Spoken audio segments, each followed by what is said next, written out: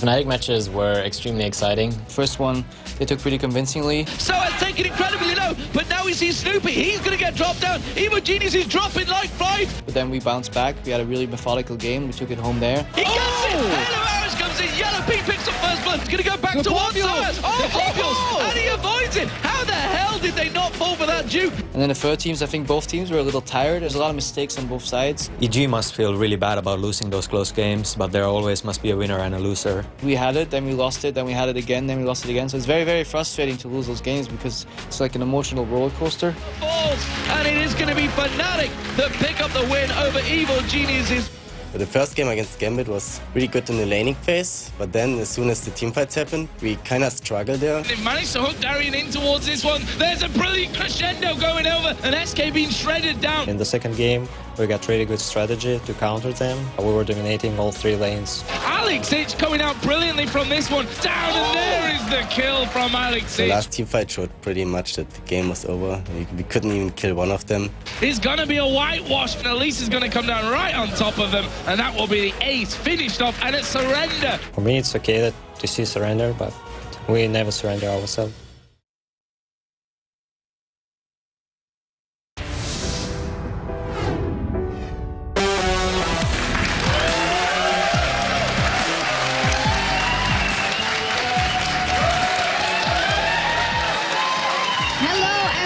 And welcome to the final day of the spring playoffs here in Europe. We have got some awesome stuff lined up for you today. First off, we'll have our third place match between Evil Geniuses and SK Gaming. And you all know that whenever these teams square off, it's huge. And after that, a fantastic treat as we get to see a best of 5 between the two best teams in Europe right now, Fnatic and Gambit, in a fight for the Spring LCS Championship title. Now, our first match of the day will kick off very soon, so let me introduce you to the casters for this one, Joe Miller and Jason Kaplan. So, gentlemen, great day for some games, isn't it? Fantastic day for some games here. The sun is actually shining in Cologne, which is always a good sign if last weekend's games are to go by with, that's for sure. Yes, it is. I mean, yesterday it was completely raining. It was cold outside. That's the weather in Cologne, though, how quick it can switch. And it is a good sign for some good games. Now, let's switch away from the weather because we've got more important things to worry about here. Of course, we're in the final day of the European LCS Spring Split Playoffs. Yesterday, we saw our first two semi-finals. First up, we had Fnatic taking down Evil Geniuses in that tight 3-game series. Yeah, we saw in that series between Fnatic and EG that these two teams are very close in skill. Our highlight play for that series was actually Soaz, where he went from playing an immovable object Zac to a very deadly spider to a rumble that could not be touched. Evil Geniuses had a strong game too, but the real action came around the last game with capitalizations from both teams on the mistakes of each other. And of course, Fnatic took the game and are in the finals. Yeah, then we ended our day with Gambit producing an incredibly dominant 2-0 win over SK Gaming. That series was just, it was just crazy. Gambit just have their dominance in the European LCS with their game against SK. The real highlight of the series was the second game where the Thresh Prince really proved he still deserves his title, and hook after hook. And we even saw Genja finally on a different AD carry with his Varus. Yeah, and it was a brilliant Varus. Yes, it was. He missed pretty much nothing. The piercing arrows were always on point with that one. So that was yesterday. Let's have a look at today's action, starting with our best of 3 third-place playoff game between SK and Evil Geniuses. We'll then move over to the grand final, which will be best of 5 with Fnatic taking on Gambit. Yeah, it should be some really exciting matches. That third place, SKEG, you always know it's going to be a good game between those two teams. And of course, the two heavyweights, the two top of the league, Gambit versus Fnatic in the finals in a best of 5. That is just going to be ridiculous. I cannot wait till we get that game underway. So remember, guys, you can stay up to date on the standings as well as the stats, match previews, recaps, and replays over at lolesports.com. And head over to also vote to see which team you think will win, because we will be talking about it later in the show. Well, with today's great games on their way, we want to know what you guys at home have to say about them. Let's head over to the main stage where Shox is waiting to let you know how you can get in touch. Absolutely, Joe. Thank you. You can tweet us at LOL Esports, hashtag LCS, with your thoughts on anything LCS. Who will win the grand final? Who will grasp third place here? Who has impressed you throughout the weekend? Tweet all of that at LOL Esports, hashtag LCS. In a few minutes, we kick off the final day of the playoffs with the third place match between Evil Geniuses and SK Gaming. Now, both these teams have secured their spot in the summer split, but they also both have something to prove after losing their matches yesterday. They want to get their hands on that third place here in the Spring Championship. EG versus SK after the break. Stick around.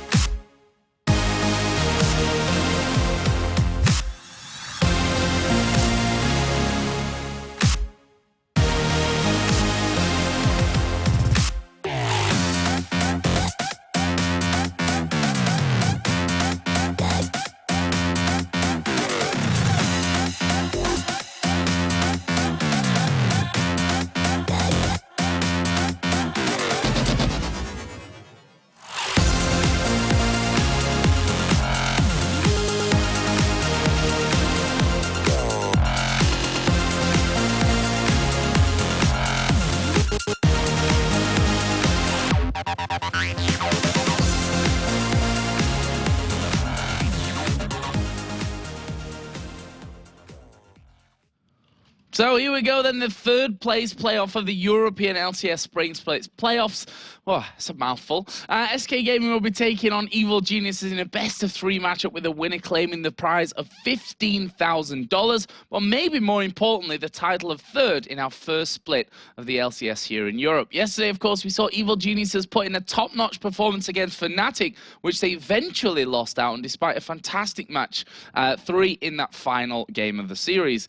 SK Gaming's 4 form from yesterday will be something, though, that they definitely want to change coming into today's match after Gambit turned up looking incredible and walked over them with that 2-0 win. Yeah, Joe, this is going to be such an amazing series for us all to watch. During the entirety of the spring LCS split, these two teams are tied in record 2-2 apiece. Of course, this matchup dates even back to ECC Poland in July 2012, where I believe you were there. I even believe Demon was there, where it went to a 3-game series with SK winning the first game, and then EG, well, COGEU at the time, picking up the next 2. And every time these two teams meet, the viewers are always in for a treat, as well as the casters, because they always put on a really good show. That's for sure. And in terms of statistics, SK outclasses them in every lane but middle, which is kind of really important to really talk about. SK has the highest KDA out of all teams in LCS, including North America, with a 5.27. But to be honest, I don't really think status matter much in these two teams, because they always take each other to the next level. Well, let's have a look then at the two teams that we're going to be seeing and the lineups, of course, for both SK Gaming and EG. Starting with SK Gaming, who, for our first game of the best of 3, will be on the blue side, with Kevin in the top lane, Hercubot in the jungle, Ocelot in the middle lane, and the AD carrying support, Candy Panda and Nif. Of course, over on the red side for Evil Geniuses, we have Wicked in that top lane, Snoopy in the jungle, Froggen in the mid lane, and Yellow Pete and Crepo at the bot lane.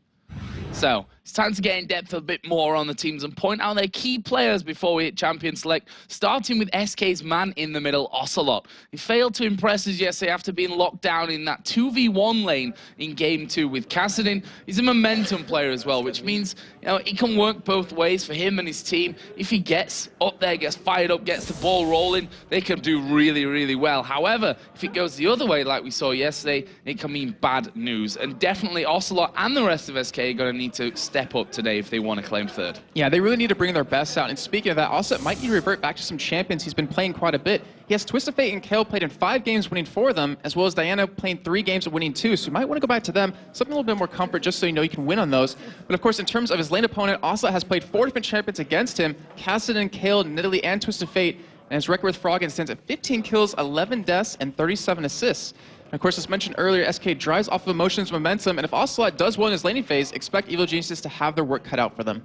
Well, Froggen stepped up to the plate in the 3rd game yesterday of EG's loss to Fnatic with that 5-0 start with Ari. The game, of course, did slip away from EG's grasp, though, in the end. And his excellent Anivia play in that game, too, shows exactly why you still need to ban the Ice Bird against him. And we do have to say, ever since he started doing his hair, he's been playing phenomenally, because it looks fantastic. But anyways, Froggen has played Anivia in 7 games. Of course, this is before the actual playoffs happen. In 7 games, winning 4 of them. Lux in 6 games, winning 3. And Twisted Fate in 5 games, winning 4. Of course, against his lane opponent, Ocelot, he has a score of 14 kills, 9 deaths, and 26 assists. And he didn't die in 2 of those games. That's just ridiculous. Of course, the Evil Geniuses in Season 2 used to focus around Froggen quite a bit and have him carry the late game. But during the LCS, it kind of changed a little bit. But it kind of reverted back to that more of the comfort state where he does do that. And he does it quite well. And if they can get Froggen a little bit fed, he's going to do it again. Well, both teams suffered losses yesterday, and today's playoff is a chance for them to step up and forget those disappointing performances. Let's hear the thoughts of both teams after yesterday and how they're feeling coming into today. We're facing SK now. Both teams are coming out of a loss from yesterday, so we're going to see who has the most the mental agility to bounce back from that one. Yesterday we lost versus Gambit. Today we play versus EG. Last time it was pretty bad for us at week 10. It's probably mostly going to come down to who recovers the best from the loss from yesterday, who just gets their stuff together and just focuses on the game right now. We really want to show that we are the 3rd place of this season, and that's why we are really motivated for today. It'll be a close game. We're fighting more for honor than anything else. Mostly every team wants to prove that they're not 4th, but at least 3rd. I think we didn't show our best yesterday, but today it's gonna be different. We are highly motivated to beat them, and we have prepared something for them, so be careful.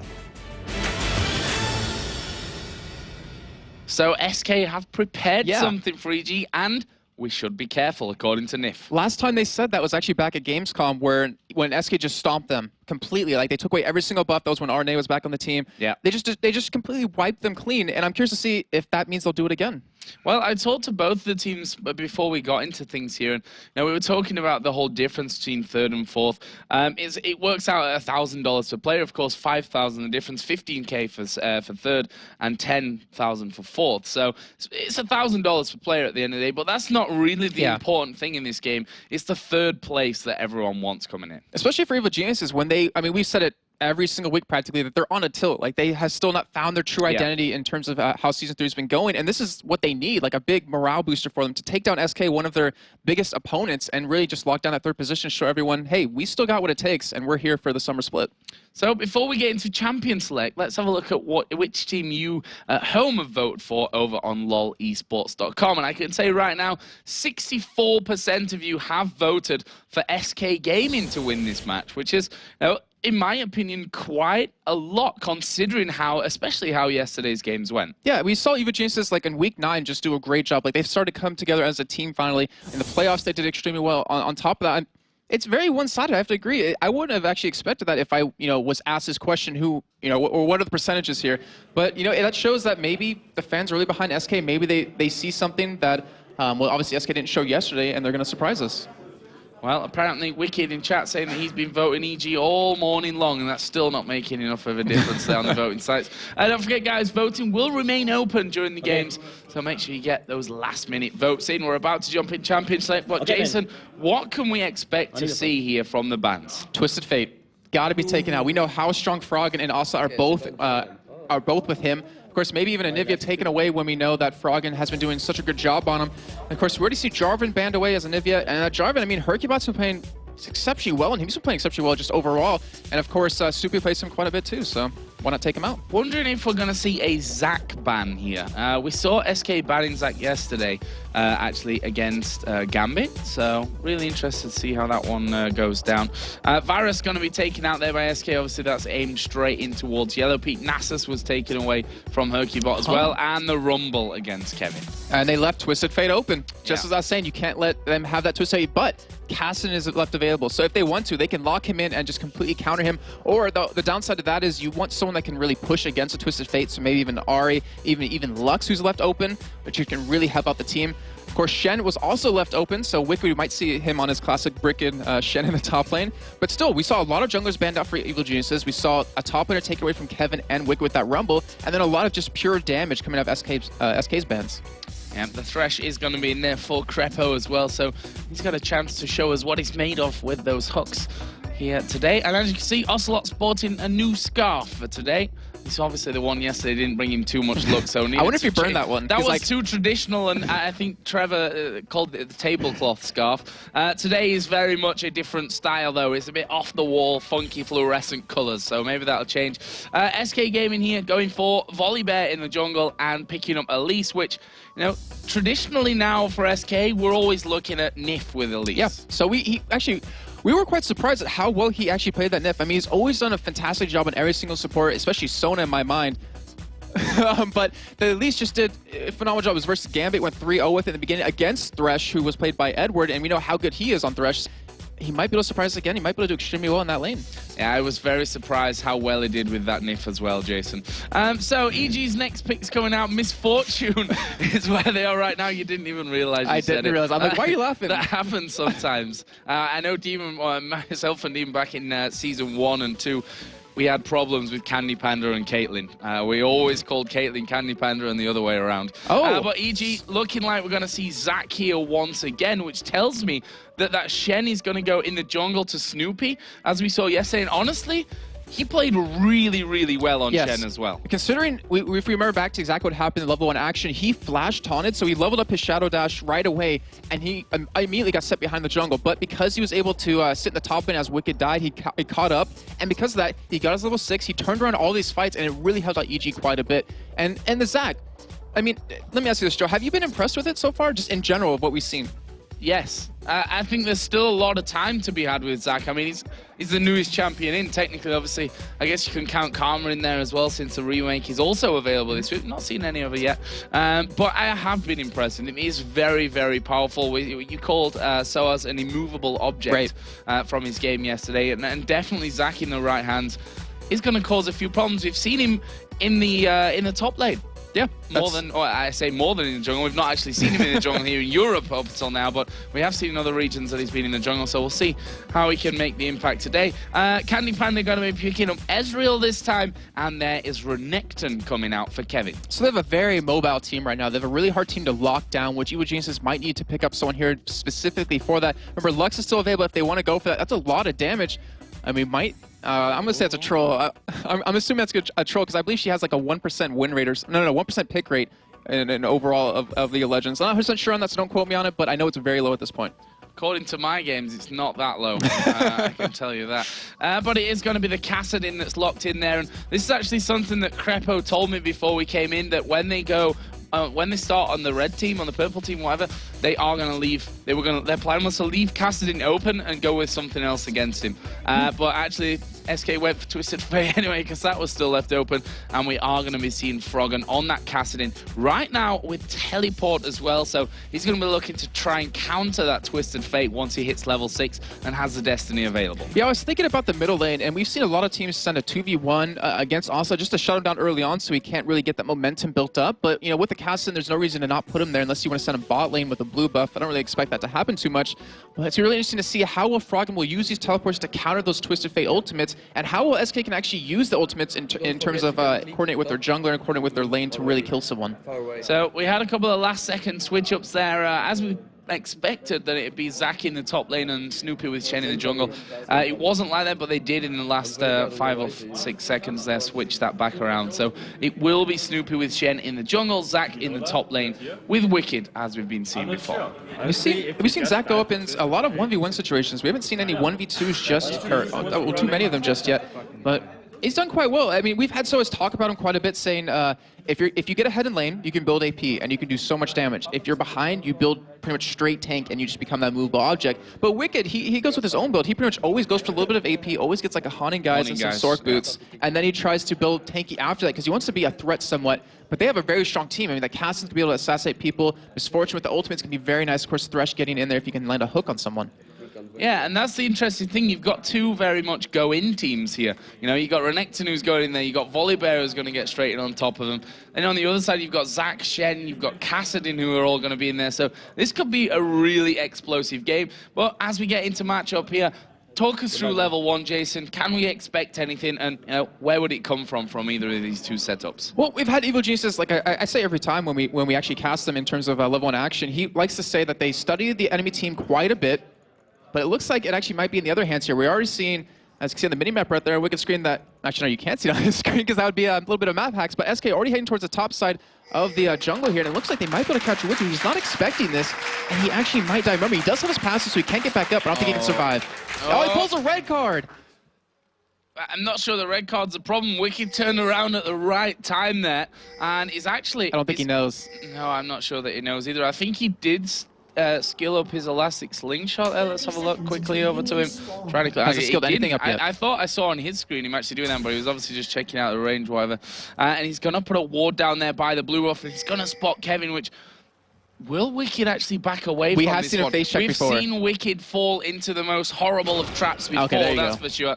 And there is the jump from him away. But we are going to see SK coming in. The rest of Evil Genius is actually coming around. They've now decided to back off from this. So very intense action early on from this. They're going to go for him. They're going in at level 1. The stun card goes down. The Cocoon's in there. The Ignite is down. And there is the kill. It's a first blood coming out from Ocelot. But the rest of the team are there. The hook lands from Crepo. EG now going to chase in. Herculebot and the rest of SK running those pots as Wicked dives in, gets flipped back, exhaust is down, Wicked going low. He will actually get his passive popped here. It's going to take time, and they protect him to make sure he doesn't die in the end. Crazy level 1. And we heard about SK in that video saying we have things set up for Evil Genius. We have some prepared, and they showed it right there. And the balls in them to flash in on a Shen who's right next to his turret, to flip him in, to try to land all their CC, even though they missed Cocoon, and diving him level 1 under that turret was just insane, because SK is such a great start, and the kill went over to Asa. We talked about momentum, and we might see it just really start to snowball here. Well, I think the great thing there was that Herculebot, as you'd expect from junglers, they know the range on the turret so perfectly well.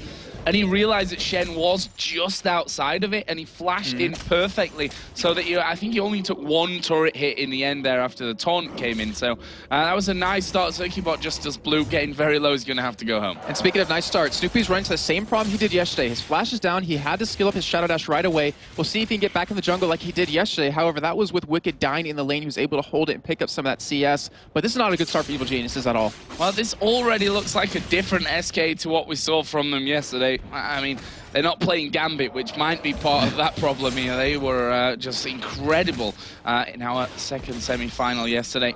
But up until now, it is a very nice lead for SK right off the bat. Obviously, that first blood, 4.4 to 3.7 thousand gold as the champions get off into lane. Twisted Fate already 12-7 up on Cassidy, and of course it was Ocelot that got that first blood as well. And we saw in their Week 9 matchup against Gambit, ironically enough, how much of a terror Ocelot is with Twisted Fate. Yes, that is very true, and we'll see if he's able to pull that same kind of play off again here. We do have, if you look on your main map, Shen sitting inside the Baron pit right now.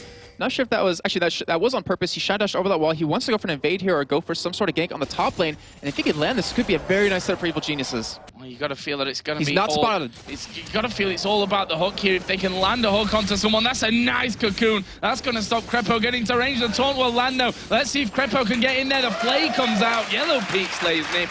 And that will be 1-for-1. Nice play out of EG. A fantastic play to Super right there, using Shen to his complete advantage. I mean, we talk about all these junglers and how if they want to go for some really sneaky ganks, which we've seen in OGN happen, where they go for flashes over walls or to try to avoid some wards, he went over that Baron pit just like he does on Jarvan and came in for that perfect gank. There was a ward in that tri-bush and he ran completely around it. Such a great play out of him. We do have Hercubot though stealing away his blue, which is a really big downside since he was spotted towards the top.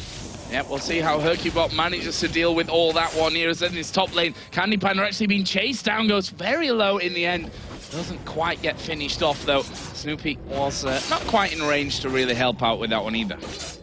He's a little bit behind in terms of overall experience, but he was able to get that assist at top lane. He gets that extra gold income. He's obviously the kill's going to help him on the experience, so we'll see how well he can actually still play this off. He's already done a phenomenal job. I mean, even though he got dope on a turret, he just shrugged it off really quickly, and he just came back into the game saying, hey, I'm going to gank this top lane, we're going to get a kill, and we're going to get some lanes fed. So Kevin versus Wicked here down in the bottom. It's been the quietest of lanes up until now. They just kind of went in there after that crazy level 1 action. They've just been farming up. They're pretty level on that one as well. Obviously, Renekton did get that assist from the first blood and has just gone home, picked himself up the Ruby Crystal, and also a pink ward in there, along with that normal ward as well. So we'll see what he does with that one. Whether they're planning a bit of an early dragon here with that pink ward out of Renekton. Yeah, early dragon or very early gank, because Hercubot, his flash would be up in time if you want to go down towards his bottom side. They have their AD carry support top lane, so they're going to be missing out on a big chunk of damage, but if they can make a play, like for instance, if they can pick up a kill in mid lane before Froggen hits 6, or maybe kill bot lane on the Wicked, they can easily turn that right into a dragon. Well, this top lane, let's have a look at the AD carries. 26 to 25, almost identical in terms of their items. Yeah, Potts and Ward were there with Yellow Pete, but they have the vamp set to Anadoran's Blade a piece from that one, which means that damage-wise they're going to be putting out very similar amounts. There's Wicked again, taking a bit of harassment from Kevin, and they're quite happy to just go toe-to-toe here. Wicked, of course, with Zac, you've got great sustain with the fact that you get health back for using an ability, and it's more than what the ability costs in the end. And the thing is, what's really good is that Renekton's very strong early on. Like, he can do so much damage because he's more of like a bruiser caster in the sense of all of his abilities. Doesn't really auto-attack too much, but he has the ability to get away. He has the ability to slow down Kevin, so he's pretty safe in his lane. He doesn't really have very many wards set up at this moment. He will have flash up very shortly, so he's playing pretty safe. He's playing pretty comfortable at this point. Well, let me see. Froggen going home in the mid lane, just picking himself up the tier and boots there to come back into this middle lane. Twisted Fate right now, obviously first blood giving him a big advantage there. Doran's ring, plus the lucky pick, plus a Negatron cloak. Wow, that really would be something. The no magic mantle and the boots for Ocelot. And I'm a little bit curious to see that. Well, not curious, I'm actually impressed with Froggen and how well he CS'd even though all that happened. I mean, because he's a melee champion, obviously, against the range that also has stuns, he has the ability to lock him down, and yet he wasn't falling that far behind in terms of CS. We do have Ocelot, as you can see on your minimap, he's sitting potentially towards the top side of going for a gank, because he is level 7, and I wouldn't be surprised to actually see Froggen ward up the lane just to see where he goes. Yeah, me either. Froggen, of course, does have a ward there in his bag to make sure that can happen. Kevin did just push Wicked completely out of that lane earlier, and here we go. He's going to go towards the dragon area. There is a pink ward going to be put down, and there was a pink ward there from EG that literally just timed out the second that Kevin came into view. They saw that ward go down. That is pretty funny, and it's a shame for Kevin. Wasn't able to get that little bit of extra gold, but well, in the end, he creates some nice vision in the bot lane. He knows that Snoopy is maybe lurking around. Actually, he does, because he was spotted by the ward. And Snoopy only level 4 at this point. We have Hercubot level 5. I'm curious to see how close Snoopy is to 5. He's actually almost there. But Hercubot's going to be picking up blue here, getting over to Ocelot, going to be getting a lot of experience over him. But we will have the double, I say globals in a light turn because you have the Shen ulti and the teleport out of Froggen, so they should be able to counter Ocelot quite well if they can pull this off.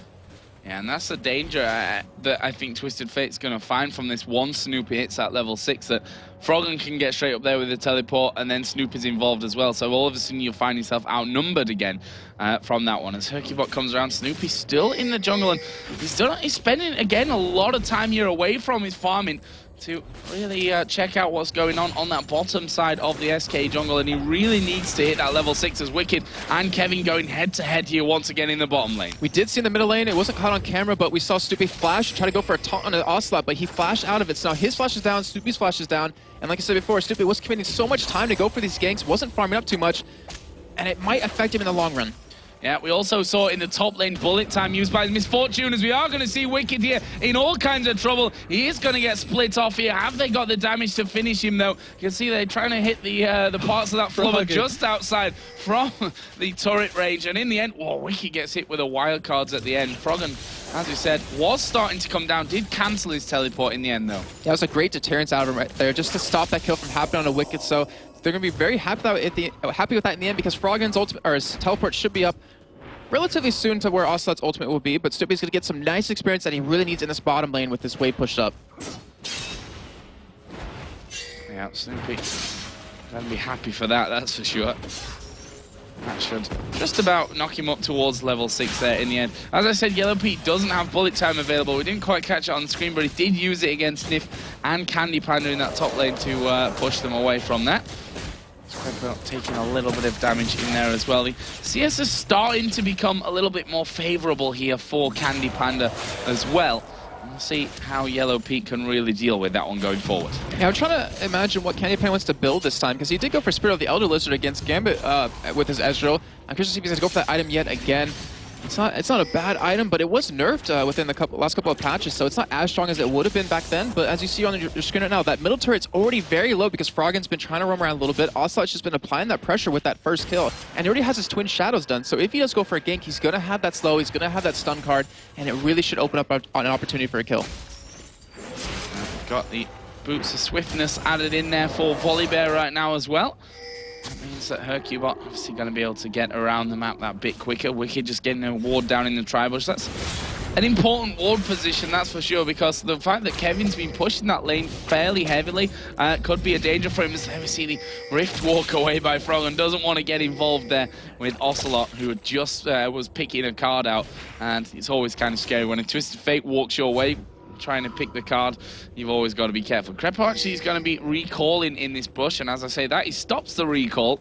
Hercubot just over the other side of the wall, so they're ready and waiting for this one. And Crepo is going to come out. They're going towards Ocelot. There's the fling. Here comes Shen, though, into it. The box is down as well. Ocelot taking a lot of damage. The taunt not quite landing. The ignite there will be enough to finish him off. Actually, it was Snoopy that finished him in the end there. And now Snoopy being chased by Hercubot. There are 3 low from Evil Geniuses, but I'm not sure that Hercubot does have the damage. He will munch down, but he gets hooked in there as well. Can Froggen and Crepo finish off? No, they can't. There's the passive out of Volibear. Such great awareness out of Hercubot right there to realize they have no mana. They cannot kill me. As you see, Froggen, almost getting dropped by the Ezreal ultimate right there. But we do have to look back at that fight, and that was the reaction that came out of Evil Geniuses was just so fast, because you know they didn't really expect Hercubot to be there. They didn't have a word to spot it. But right when Crepo went in, he's like, oh crap, ult me. And Stupid came in, was able to save his life right there, able to kill Ocelot and really hold him back a little bit. Obviously, we did see Stupid die in the end, so 1-for-1 trade overall. And it was Snoopy's red buff that, of course, finished off that kill there. I was like, where did the extra damage come from at the end? The tick, but of course it was the red, which Hercubot did get back afterwards. So, Dragon going to be started out here by SK Gaming. They are currently a good 2k gold in the lead. And that is only going to be getting bigger after they finish this one off. And there we see it, 3,000 gold on the board. Nicely done from SK's. The Twin Shadows actually going out there. Snoopy will get hit by them. And we talk often about these Twin Shadows because it's not only great for the active that it gives in terms of the slow there on those ghosts, but it's also great for just checking out for scouting because they will find that nearest target. And not to mention the magic resist that it gives you. Like when you get Hercubot to get a runic bulwark, I mean that gives you so much magic resist. Pair that in with the Merc Treads against a double AP comp, you're not gonna be able to burst him down that easily. I wouldn't be surprised if he follows it up with the Zonias very shortly. Obviously the Lich Bane as well, because the Zhonya's bait that Ocelot does so well, that Messiah does so well, is just so perfect. It can really catch a team off guard, even if there's as experienced as Evil Geniuses. So we are seeing the build once again coming out of Candy Panda that we saw him trying to get for yesterday, which is that Spirit of the Elder Lizard. Didn't quite work the way as intended yesterday because, well, quite frankly, they got stomped against Gambit. But we have seen this successfully being used in the European LCS so far, of course. This was pretty much pioneered over in Korea by Bebe, actually. And we saw No going for this build in one of their games earlier on. So that was a really, really strong build for him. We've also seen it not going so well for other players. Yeah, I mean, No ended up going 11-0-11 in that game at one point. That was just like ridiculous score out of him. But, you know, okay, so we've seen items like this built up before. It was on a Nunu, onto Soaz, even onto Alex. And you kind of expected maybe an early Baron because it gives you the extra damage versus creeps, versus mobs like that. So that could be a possibility. But obviously the health regen's going to help out, the mana regen's going to help out, and also the cooldown reduction, which is really key for an Ezreal. I mean, it's not a huge thing you usually go for, but it gives you, you know, quicker arcane shifts for those team fights, gives you more damage if you're trying to go for poke with the Qs, so it's actually not too bad of an item. So Snoopy coming around to this top side. Now that Pink Ward did clear out SK's vision early on, but Ocelot in the middle lane, he's going in on towards Froggen. He's going to pop his ultimate here, so if Froggen does Rift Walk, he can get in there. Actually pulled away from the wild card. Wow. Not going to matter though. Ocelot follows him straight up, and that is a very dead Froggen. It's Hercubot that gets the kill. And I think that was right at the end of Destiny there from Ocelot. I want to look back at that later and wonder if Ocelot actually preemptively ulted over that wall, or he actually just reacted that quickly to where Froggen was going. It was just ridiculously insane to get over that wall at the exact same time, because he was able to teleport in fully and be able to pick up that kill. Great job by them. And now you have Hercubot 2-0-1, and we've seen him in the past. When he starts to get a little fed, he can really carry his team. Yeah, definitely not scared to get in there. And that's the beauty of Hercubot. We see that he generally is in the right place at the right time, doesn't overextend on those ganks to get kills. Yeah, very true. He's actually, I mean, if you look at like most improved players over the entirety of LCS, I'd say he's like one of the top 3 for me, just in how well he's really adapted to the team. Because we know SK, they've always had problems with lineups, but he's really done well with them. Sniff taking a lot of damage. We are going to see True Shot Barrage coming out. Yellow Pete gets hit with the Cocoon. Have they got the damage? The shield comes Teleport out of Froggen. We are going to see Froggen coming in on that top side. SK have got vision of it though. And we see instantly the move away from both players in that lane from SK Game. That was a nice reaction, but Snoopy here in the jungle caught out by both Ocelot and Hercubot. Not quite got the damage though. So we've seen a great job so far for SK to stop any presence from these teleports. We saw Froggen have to use it in the bot lane just to protect Wicked. We saw it right there. They were able to escape, but Iwachisa hasn't done the same to SK, where also its teleports have really helped out. They were able to proc Wicked's passive. They were able to pick up that kill on a Froggen, so overall SK is doing quite well. We have Kevin and Hercubot trying to dive on Wicked here, but that movement speed for the ultimate is just so devastating. Yeah, trying to get in there. There's a flash over the top as well from Wicked, and he will stay safe. However, now Froggen is coming up towards his top lane. Evil Genius is going to look for a 3-man gank now onto Nif and Candy Panda. Will they be able to pull that one off? There's a Spiderling going out, which actually won't give him the best of ideas there that Froggen's there, but as they go in aggressive, he decides he's going to have to Rift Walk away from that one, and that's nicely done from SK. They're going to use that True Shot Barrage to get rid of the minions as well and force them to really come under the tower if they want that dive. And one thing I really like about what Evil Geniuses is doing, they knew Snoopy had like a decently hard time in terms of early on because he was forced to level his taunt up, you know, right away. But they're allowing Froggen to roam around Cassidy and pick up some kills, which is what you want to do for Cassidy. You want him to snowball in this mid-game, and they're allowing Snoopy to catch up in the middle lane by getting all this free farm, getting this free experience. So it's a great play. It's a really smart play of Evil Geniuses. SK have actually pushed right out there once again. The fact that Ocelot was coming up, they've seen that Cassidy is back towards that middle lane. It's a Cocoon not quite landing there on towards Yellow Pete. But this is a very volatile lane in this top lane. Considering the compositions we've got, Ocelot again has Destiny off cooldown and will surely get in there. As Kevin taking a lot of damage down the bottom, but will stun up Wicked there to stop him following through. Yeah, Wicked fortunately didn't have the ultimate to go for that kill because he has Ignite, and you see that Kevin has the ultimate right now to stop this, so he could have gone for a kill with that up, but that just shows the power of, I guess, Zac versus Renekton, because he didn't build any AP this time. He went for a completely different build than he normally does on Zac with that Sunfire Cape, and it's working out well for him so far. He might become an immovable object that Soaz did yesterday. Well, in terms of farming, that Sunfire Cape, of course, is going to be helping him out a hell of a lot, not to mention the armor that you're going to be getting from that one as well. Wicked did stop Kevin from really going back here by pushing those waves back on towards his turret. Kevin not want to get any damage onto his own turret, but also doesn't want to be losing any of that farm, but he may just have caught himself out with that one. Wicked waits in the bush, jumps straight in on top of him, says thank you very much. That was an easy kill. He just got Gooba stomped right there, and I was thinking that Kevin was waiting around just specifically for Ocelot to come down, because he was like, hey, I have my ultimate up now, I have Flash, I have Ignite, I could probably bait this in if we want to, but it looks like they weren't ready for it right then, and that just shows you the power of Zach, that E into the enemy person to knock them up, that little bit of a knock up, then the ultimate is just ridiculously strong, and he has no AP at that point, remember that. He's just based off of that percent damage health. And EG now going for the Dragon. SK nowhere near this one whatsoever. Ocelot does actually have Destiny available if they even had the sniff that things were going in there, and that will be Dragon. However, SK did manage to take down their second turret of the game in that top lane. And we might even see Vaginas be able to pick up a turret off this. If they can get this turret as well, that means they picked up a Dragon and a turret. But we do have, look on your mini-map right now, Nif, and we have Candy Panda coming down from the top side, and we have Twisted Fate ulting in the middle. Yeah, Twisted Fate goes in there. Actually, he's going to stun Snoopy down from this one. Taunt lands onto Hercubot, but he gets the fling over there. Snoopy gets away onto Wards with the Lantern, but they've got enough to finish him off. Pretty much everything hit there. That was a cocoon out of Nif with the stun card at the same time. You're not getting out of that one easily. And now Kevin going back down toward this bottom lane may get headed off by Wicked, and Froggen nicely done spotted him with the Tribush Ward. But yeah, but look where Froggen is. He's out of position right now because SK is going for a 4-minute push on this middle turret. Evil Genius cannot afford to lose this. The gold lead is already heavily in favor of SK, and they might be able to pick this up. Well, the hook does land on towards Nif, who will flame backwards as the box comes in. There's a bullet time, but the repel is going to save Nif at least from the start of that one. It's going to die in the end, though. It's Crepo that secures that kill right underneath the turret. That support carry right there out of Crepo to pick up the kill. That's a great deterrence out of them as well. Like you mentioned, the bullet time was just beautiful. It was spot on, caught every member of SK and just forced them back. It was able to save that turret, and they're able to pick up a kill off it. So great job by Evil Genius to really turn around that entirety of momentum that SK picked up. Yeah, and now Wicked with that kill earlier on has also gained the gold lead, or gained the CS lead, I should really say. I'm not going to say gold lead right now without really looking at them, because obviously the gold lead between these two teams is very, very much in favor of SK right now. Still 4,000, which is definitely not to be sniffed at 20 minutes into the game. And I'm trying to look at how these compositions are going to work as the game goes on a little bit, because we're about 20 minutes in, so it's going to starting to show their strategies and their plans for this game. So you have Ocelot, he has the Lich Bane done, he has his Twin Shadows, he has a good amount of magic resist. I'm curious to see if he's actually going to start split pushing a little bit. You would expect a Twisted Fate to do it, but against a Kassadin, who I'm pretty sure can 1v1 him, or a Shen who, I mean, obviously you could pretty much take Shen, but the threat of Froggen teleporting in behind you and going for a kill on you is very high, and they obviously could turn it into a Baron right off the back of that. So it's really in SK's hands in terms of how they want to really go at this.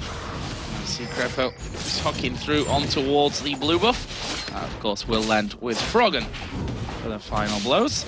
And that's one of the very few blue buffs that EG have actually had in this game, to be honest. SK have done a great job of taking that away from them. Yeah, the thing is about both teams, actually, I mean, obviously in some games they don't do it too well, but they've done it in certain games just extraordinarily well, denying so many blue buffs away. And when you have a Kassadin, SK has to stop that. They cannot let him pick that up over and over, or it's going to be a really big problem. You have Froggen wait on the silencer, trying to go for Hercubot, but he's just too tanky. That bear's not going to go anywhere. He's going to get cocooned up here, though, Froggen. He could be in a bit of trouble, as we are going to see him flung backwards. There's the bullet time coming out. Hercubot very, very low. Shen going to go right in there. Snoopy's a little bit too far away from the rest of his team, and there is Ocelot with the finisher.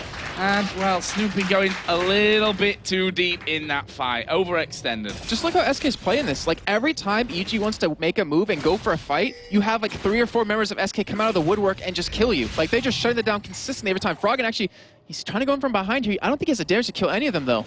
Well, we are seeing that middle inner turret being pressured as Candy Panda going to get nuked down here from this one. He will die to Froggen. Nif now the one that's in a lot of trouble. He's going to fall to Froggen as well. Double kill for Kassadin. And that's definitely not what they wanted to happen. However, Ocelot, you can see there in the bottom left of your hand of your... Let's try that one again. The bottom left-hand side of your screen, we have the split push camera in full effect. as SK have managed to take that inner turret, have done damage to the inhib turret as well. Yeah, so UGS has proved me wrong right there, showing that they can do the damage, but now Kevin also trying to run away. Wicked will be able to spot him here, but can they turn this into a Frog and teleport towards the top lane? He's coming in. Yeah, Froggen coming in now towards Ocelot. He's going to be the main target, as we do see Wicked jump over the side as well. Kevin is going to go through, but Wicked's actually chasing here straight through that Baron pit as well, bouncing his way through. Ocelot trying his best to escape from this one. The cooldown of that blue buff going to be so vital for him if he's going to have a chance here with this one. Does manage to get the ignite down, but the rest of the team close in and he stuns up Yellow Pete. True shot barrage comes across, probably would have finished off Froggen there if it would have actually have landed. Kevin did escape in the end, but they did lose Ocelot. You have to give Ocelot credit there. That was so well played. So many gold card after gold card after gold card, just shutting Froggen down whenever he would hop over that wall. But good play by EG to really turn around that fight. And we talked about the power of teleport. And with those home guarded boots, with him teleporting towards the top lane, he just showed up instantly, and it caught SK off guard. Yeah, they can make up a lot of ground here. Wicked, yes, of course, with that elastic slingshot, is all over the map very, very quickly. Well, you can jump from the red buff here into Baron Pit. I mean, that's exactly just a ridiculous range. It's farther than Lily's Spear. Yeah, can get himself pretty much anywhere that is required. Obviously not quite the other side of the map instantly, like Froggen can though with his teleport, and as Shen can with that Stand United. Let's have a look down some of the items here. Let's look at the AD carries, because Misfortune, Last Whisper, Bloodthirster, Berserker Greaves, Spirit of the Elder Lizard, plus the Bloodthirster and Berserker Greaves for Ezreal. So in terms of items, I have to say that Yellow Pete's pretty far ahead because he has that Last Whisper against the team he's going against. You know, Hercubot has an Aegis, they have a Sunfire Cape on Kevin. He doesn't have an escape mechanism except that flash, so he really has to deal with whoever gets in his face, and that will obviously be Kevin and Hercubot. So it's a perfect item build for what he needs to go. And he actually might need to maybe build a GA or maybe just get some sort of defensive item early on. But we do have Froggen waiting on the sidelines right there, as you can see on your minimap, trying to go for a kill on Kevin. Well, Kevin is pretty damn tanky though already with that Sunfire Cape in there, with that Locket of the Iron Solari as well. Froggen just over the side here. Hercubot going to put a ward straight down on top of him. Not quite quick enough there to get rid of that one, but Dragon is now up and available for the taking. There is the Oracle out of Nif to clear the vision out. Pink ward put down by Crepo on the top side may fall victim to SK here as well, and they're trying to keep EG zoned out of range now of that Dragon. They've not started it off just yet, but this is going to be a crucial point of the game. And Candy Panda, he's just poking them non-stop right here because he's getting lower and lower and lower. So if EG wants to go for an engage, they'll have to engage with, not full 100% health. And SK might be able to take this fight here. Remember, the middle inhibitor turret is already very low at this point, so SK could just switch away from this and go for that if they want it. But we do have the engage happening. Yeah, we see the hook landing there on towards Hercubot. The True Shot barrage comes across the side, and no fight just yet. Damage exchanged. Mystic shots coming out of Candy Panda. Does have that red buff on, of course. As you said, just throwing those Spiderlings, those volatile Spiderlings out towards Evil Geniuses to do as much damage as they can. Crepo not quite landing the hook this time around. Will SK take that as an invitation to go in this fight?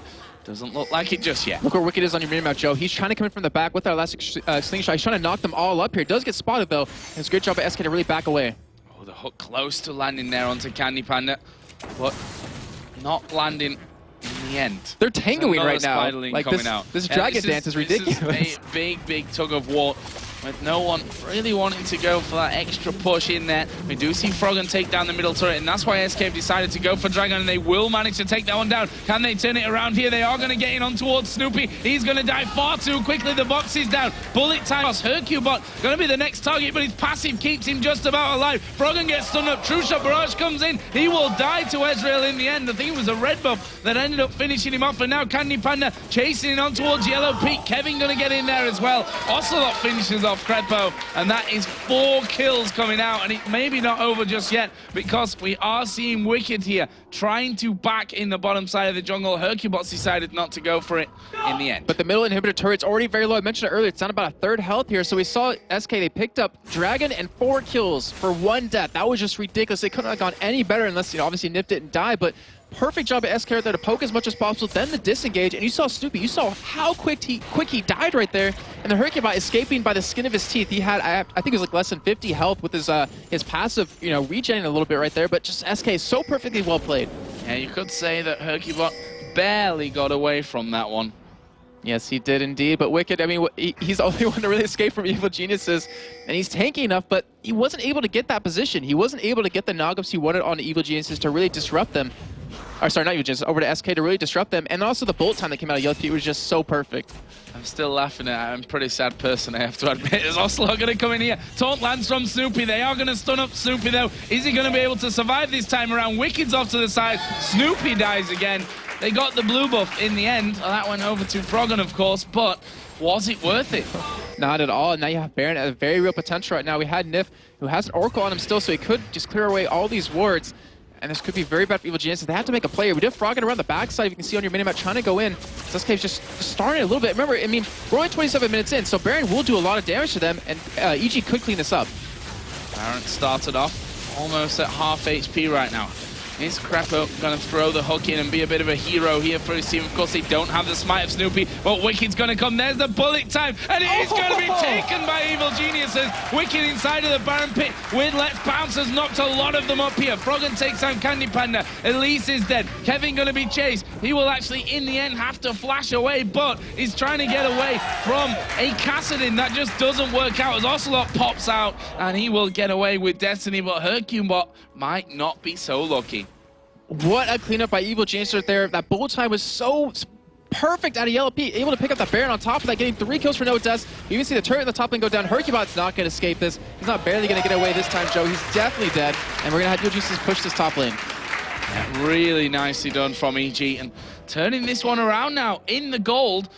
42.4 to 42.1 thousand. This is the first time that EG have been ahead in gold since the start of the game, so very nicely done. You can see there the difference in the mid lane is 20 gold between Ocelot and Froggen. And we have to remember that SK had, I mean, they had a lead, but they had an actually giant lead because they were up over 4,000 gold for pretty much the entirety of this game. But taking that Baron, I mean, we had, so I think it was Darius in North America say that Baron is kind of like a noob magnet in terms of if you're ahead, like there's no reason to go for it because it always could potentially be stolen away and the game could be taken out of your hands. And we saw right there just how well it can really go for their team if they do steal it away.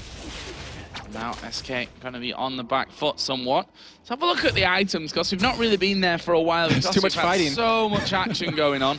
And we'll start with the middle lane because that's where we've been seeing the majority of the kills coming down. Starting with Ocelot, just picked up an Ensilage Rod, got that Seeker's Arm Guard in there. So he's headed up towards that Zhonya's Hourglass. Obviously did have the Lich Bathe and that Twin Shadows earlier on with the Merc Treads. On the other side, Zeref's Embrace, Rod of Ages from earlier, and the workings of the Death Cap for Froggen. Yeah, so Froggen, he has the mana to really get around the map quickly when his teleport is not up. So SK, against a Baron up Evil Geniuses, they cannot defend with 4 people. Like Ocelot, he has to be there. He cannot split push right now. And if Evil Geniuses keep this lead, they stop him from doing that entirely, which is just, it completely counters the entire split push strategy that SK was trying to go for with Ocelot. But great job by EG right there. And if they go for it, I imagine Froggen will just be able to 1v1 Ocelot at this point.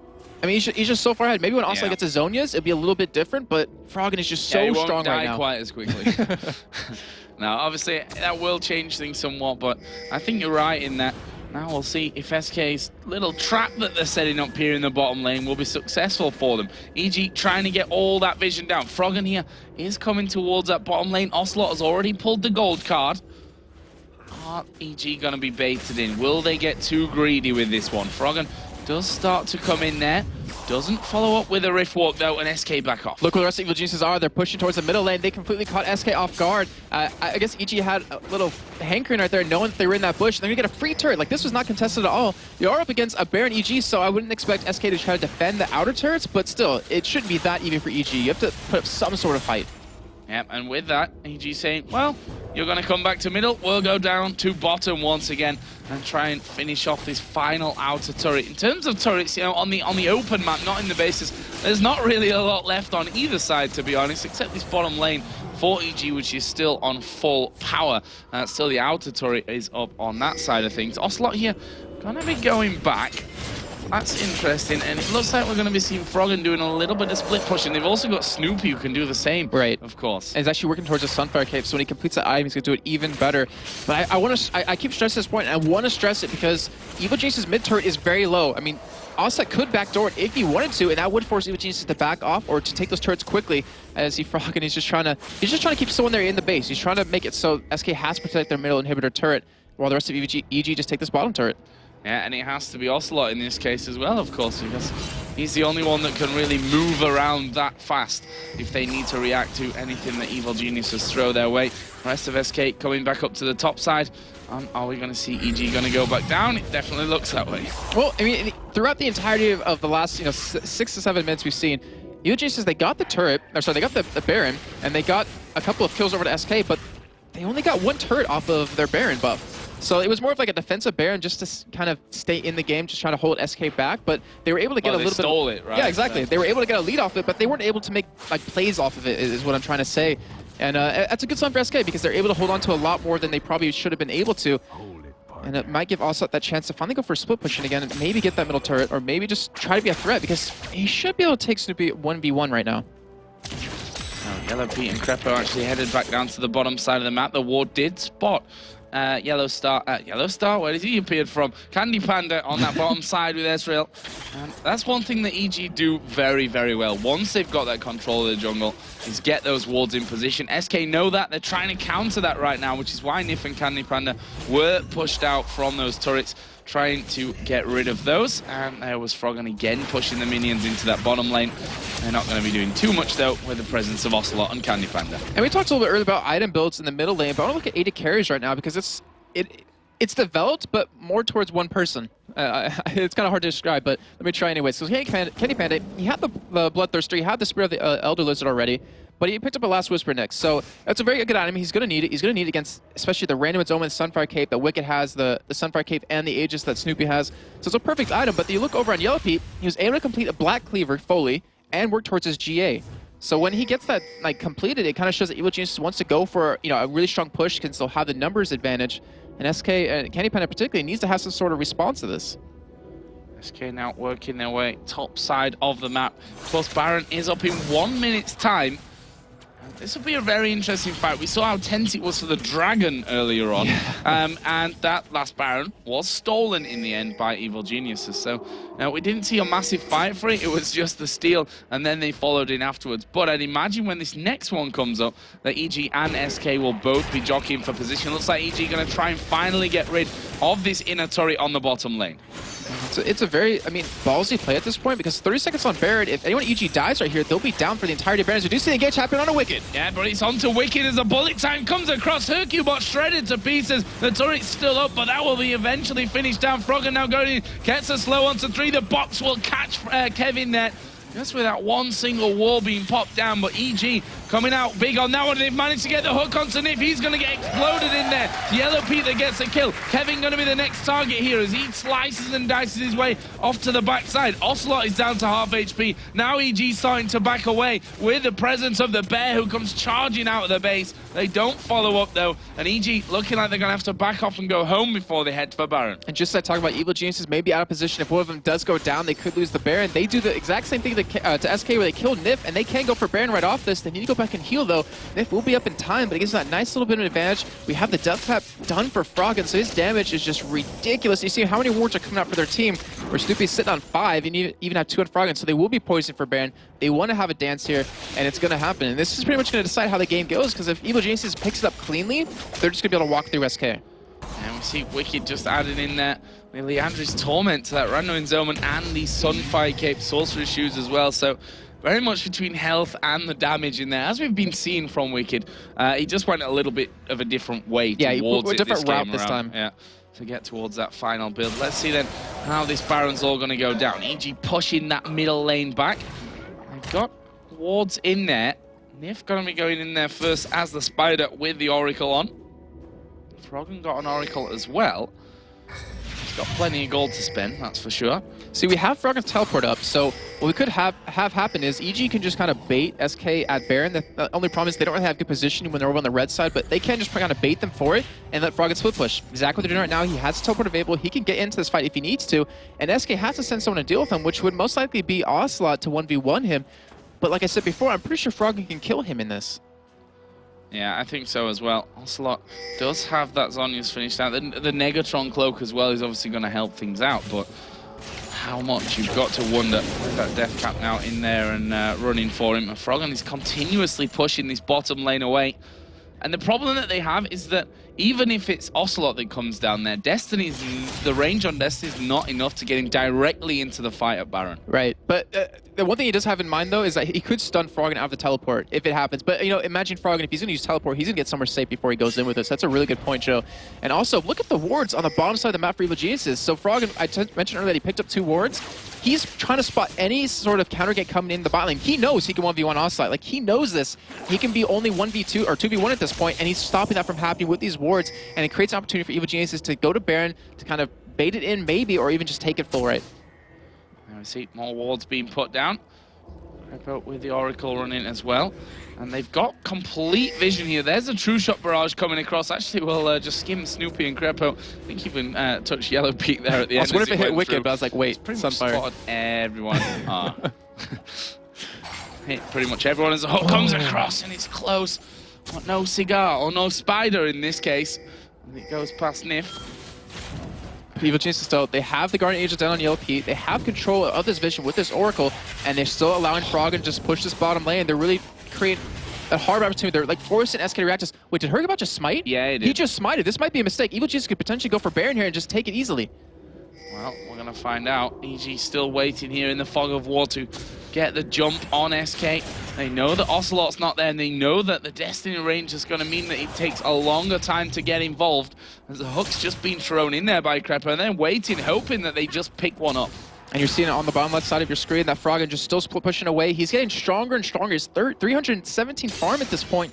His next item going to come in very shortly, but he's keeping their attention there. He's sitting on 2,300 gold, and he's forcing SK to make a move here, but SK... They're playing it so well. Like, they haven't made a mistake. Like, they're trying to be forced into a mistake by Evil Geniuses, but they're not doing it. Like, they're not making that mistake that would cost them a Baron and cost them the game. They haven't been hooked yet. Exactly.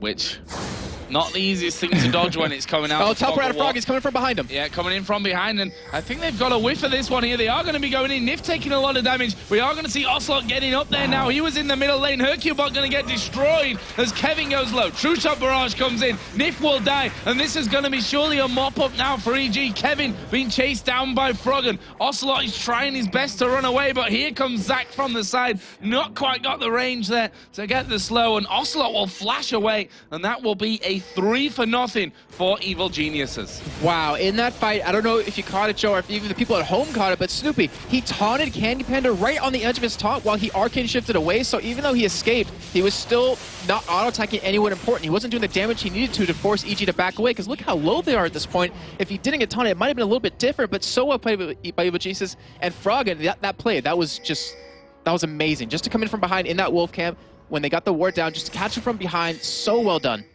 Yeah, really, really well played. Froggen going to be headed home. Let's have a look at the gold here and see how much EG are actually sat on. Oh, it's not as much as I thought, actually. 1,100 there for Froggen on Cassidy, 1,200 for Wicked, so they're going to be going to turn those into items. If it helps, Froggen had, I believe, like 2,500 gold at the end of that fight, picked up an AC Large Rod, and actually picked up a Secret Arm Guard as well, so he got some really good items. He just amplified his AP by a lot. A Void Staff, I wouldn't be surprised coming out after the Zonias, and that would pretty much make him full item build. And a 6-item build, Cassin, like, you do not want to go against that ever. No, not even as a whole team. Not even in your dreams when you're practicing against it. You just don't want that to happen because it'll be a nightmare, not a dream. Well, it could still turn out that way for SK here.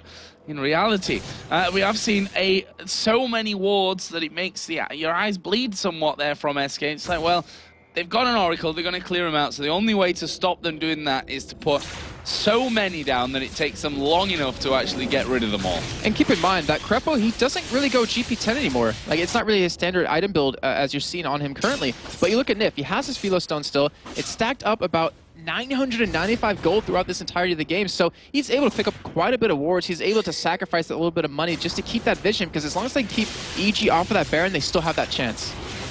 SK now pushing up this middle lane, but here comes Wicked from the side. He is going to bounce straight through them there. The Randuins will be popped as well. He's lost half of his HP, but Froggen's joining in. There's a bullet time. He's got at least 2 of them down to half. Candy Panda's going to die. Kevin's a dead man, and Nif probably not escaping this one either. It will be a triple kill in the end for Froggen, and that is 4 men down. It's now all on Ocelot to try and save the day here for SK Gaming. They've got the health EG here to come in and tank these 2 turrets up. Ocelot is just going to have to hope to God that he can pull out something incredible, but I don't really think that it can happen. Snoopy's actually tanking at the bottom turret up there, which is not a good idea. First one goes down. Froggen is chasing on towards Ocelot. Can he finish him? Yes, he can with a rift walk into the fountain. Doesn't even get hit by the laser in the back, and that will be the Nexus going down as well. And Evil Geniuses turn the game around and win match number 1 here of our 3rd place playoff. Everything that happened throughout the entire game, Evil Geniuses just, that's the Evil G, or the EG we knew in Season 2. That's the EG we were looking for, and they seem to have found it here. I mean, you can't really count SK out either, because they played so phenomenally well just from the beginning of the game, catching on to Snoopy for that first blood.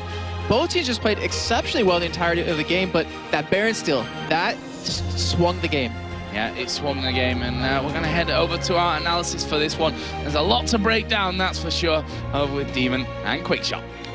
Yes, thank you very much. What a fantastic game to start the series off. This is the 3rd, 4th place playoff, of course. A lot of money up for grabs between them, and really, that was a very even engagement. It looked like SK Gaming had it in their grasps, and then there's some great fight at the Baron, turned things around, but so much action. Really, it's very hard to break down a good bit of play that, like, separate them all. There's definitely something that I wanted to point out, especially in the early game for SK. Their individual performances and plays were simply fantastic. There was a question from Jason. He was asking about the gank that him and Hercubot had on Froggen's Cassidy. He was saying, when did the Destiny go down? And it was fairly obvious that Froggen was going to be using that Rift Walk over the wall. But the exact positioning of Destiny came down about half a second before the Rift Walk was used. And it even encompassed, like, of the entire area where the Rift Walk could have gone, it was in the exact direction that Froggen was moving to. So it just shows that Ocelot understands Cassidy, knows the mechanics, and knows the general, distances of all the abilities. And he wasn't the only one. The first blood, the flash flip from Volibear right at level 1, it was great. But as they pointed out, it was all the way up to the Baron buff, and that was when things went wrong. Yeah, fantastic, fantastic performance. But let's also talk about Snoopy, because he went so many times, landed those shadow dashes, and the rest of his team weren't backing him up. So he went into it. So there was a bit of miscommunication in there at the start for Evil Geniuses. I'm not too sure how it worked out. It definitely felt that way. Like, at one particular moment, around about 14 minutes on the clock or so, it was down near the Tribush ward. And Snoopy came in on the back of a Stand United, and he taunted in. And he got a pretty good taunt, and you sort of felt, oh, there's a fight. And the rest of EG just went for a walk. They were like, no, we actually don't want to be involved here. And Snoopy gave up a death, and it happened with a blue buff steal. And it just felt as though they weren't quite on the same page in terms of moving as a cohesive unit. Yeah, and of course, let's go to the replay. Actually, before this replay, we had a couple, really. We were lining them up, trying to see, but we only want to go with the one. The dragon fight that SK won was fantastic for them, and that was like, oh, that's the replay straight away. But then this Baron fight happened, and it was fantastic. So the Baron fight, to set the scene, is 28 minutes into the game. Evil Geniuses are 5,000 gold behind. Let's actually jump straight into the Baron pit here. You'll see all 5 members of SK, they have started Baron, and they've been running with Baron for a little while. The rest of EG are positioning themselves to go for this steal, and they're getting themselves ready for this one. I'll slow it down as we go in for the engage, but the one thing I really want to demonstrate is just the timing and the patience from the members of EG. They really waited for all of their abilities. Keep another very close eye on the positioning of Froggen as we go through this, and you'll notice Hercubot gets knocked up. So they combo all of their abilities, Froggen kites, the bullet time, etc. And at that exact moment, Hercubot gets knocked up into the air by Wicked's Let's Bounce. That's going to interrupt the smite. That's going to prevent the steal because of that, the reset on the ability usage. And that is arguably the point, or the ability, that actually won this entire team fight. They managed to clean house, and you're just going to see them, chasing down. I think that was a 4-for-0 exchange, and they picked up the Baron steal. It was just a perfect play, and that won Evil Geniuses the game. And it was so well, orchestrated, as it were. Yeah. The fact that he launched himself in there, the bullet time went the moment he came down, bang, landed, bullet time across the lot. Very well played from Evil Geniuses, and a great turnaround, honestly. There was a number of great plays. We just, of course, saw the teleport into the wolves from Froggen, went straight in against them, and the rest of Evil Geniuses came piling around the corner from blue buff. So many great plays, but it was a fantastic game overall. Yeah, so that's the first one of the series. Obviously, Evil Genius is picking that one up, bucking the trend of the blue teams being OP. Yes. And also for EG in particular, because they were very vocal, especially when we were talking to them yesterday, saying, blue team, we've got this, blue team, we've got this. And They picked up a win as the red team, but they were not winning for the first 20 minutes of the game. So their early game is definitely going to have to be stronger in match number 2. Well, we will see, of course. It's going to be SK Gaming versus Evil Geniuses. They will be coming back up after the break. It is a best-of-3 series, and it's $15,000 to the winner of this match and $10,000 to second place. Not a shabby day's work, really, for any team. We will be back, of course, after this short break.